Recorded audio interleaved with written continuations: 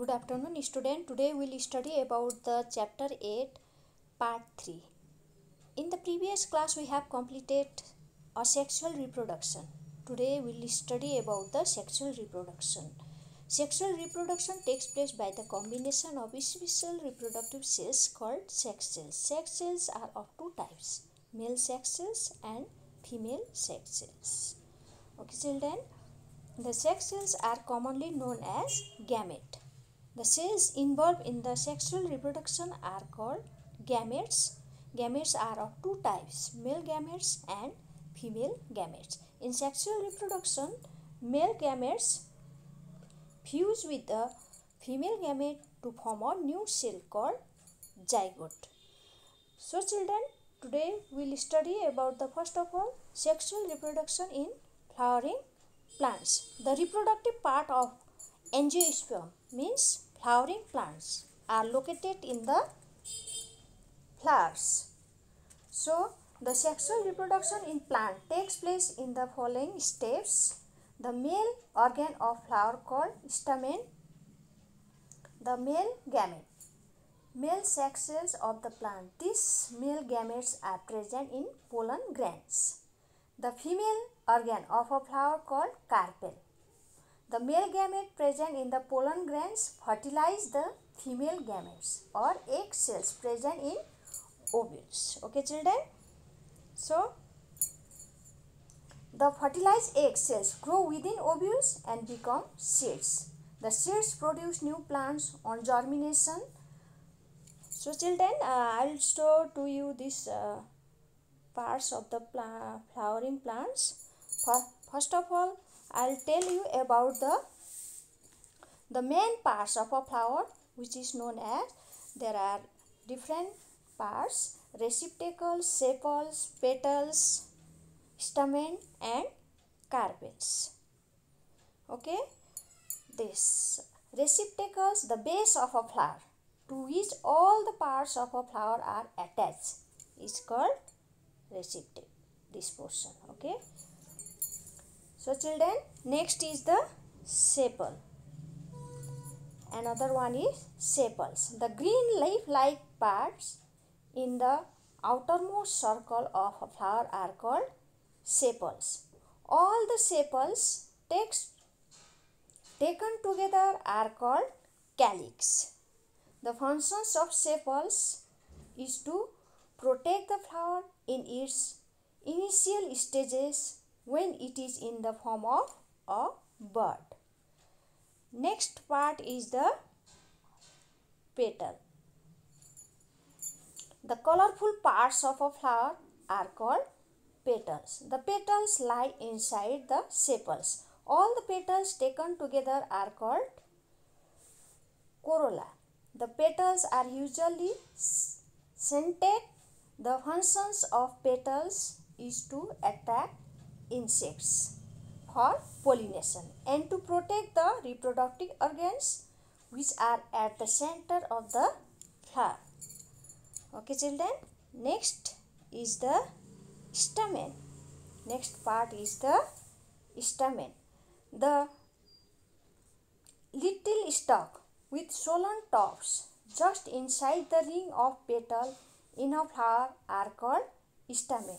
Stamen is the male reproductive organ of the plant. Stamen produces pollen grains.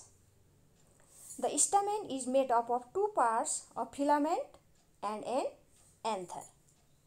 The stalk of stamen is called filament and the swollen top of stamen is called anther. It is actually the anther of stamen which makes the pollen grains. Okay children?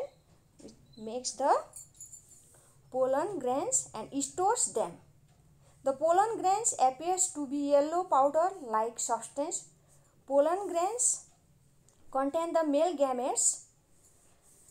Okay children, it is so children, next part is the carpel. Another one part, that one is the carpel. Okay, this portion is the carpel. In the center of a flower there is a flask-shaped organ called carpel. Carpel is the female reproductive organ of the plant.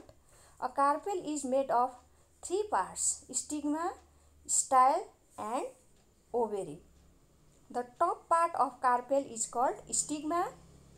Stigma is for receiving the pollen grains from the anther of stamen during pollination. Stigma is sticky so that pollen can stick to it. The middle part of carpel is called style. See in the figure, children, here the middle part of the is known as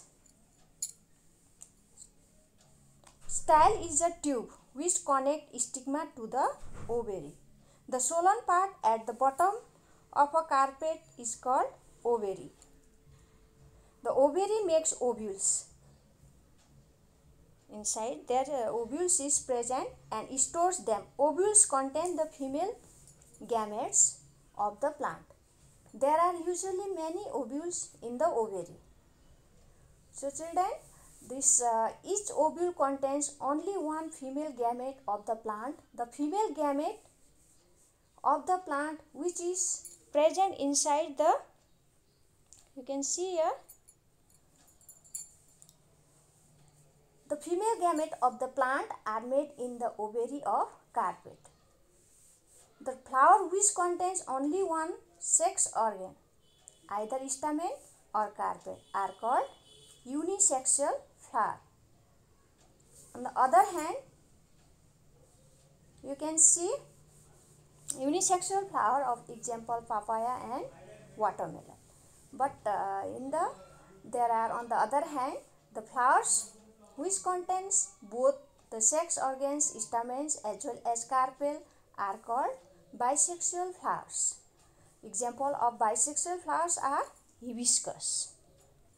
A new seed of the plant is formed when the male gamete present in a pollen grain unites with the female gamete present in the ovule. So this happens in two steps: pollination and fertilization. So children, I will tell you about the pollination. Okay, next is the pollination. So the transfer of pollen grains from the anther of a stamen to the stigma of a carpel is called pollination. Remember children, transfer of pollen grains from the anther of a stamen to the stigma of a carpel is called pollination. See in the figure, there are mainly two types. The pollination can occur in two ways: self-pollination and cross-pollination. See here, this one is the self-pollination. First one is the self-pollination, when the pollen grains from the anther of a flower are transferred to the stigma of the same flower or another flower on the same plant. It is called self-pollination. Okay children, next you can see here another one is the cross-pollination. When the pollen grains from the anther of a flower on one plant are transferred to the stigma of a flower on another similar plant, it is called cross-pollination.